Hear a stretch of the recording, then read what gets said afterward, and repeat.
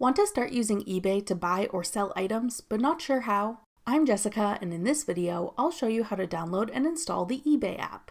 Note that this video will demonstrate on iPhone, but written instructions for both Android and iOS will be listed in the description box. Now let's get started. To download eBay, first open the App Store. Go to the Search tab. Then type in eBay at the top.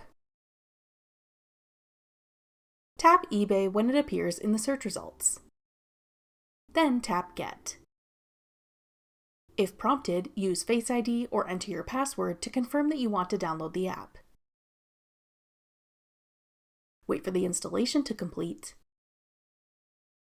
Then tap Open to start using eBay. That's all it takes to download eBay.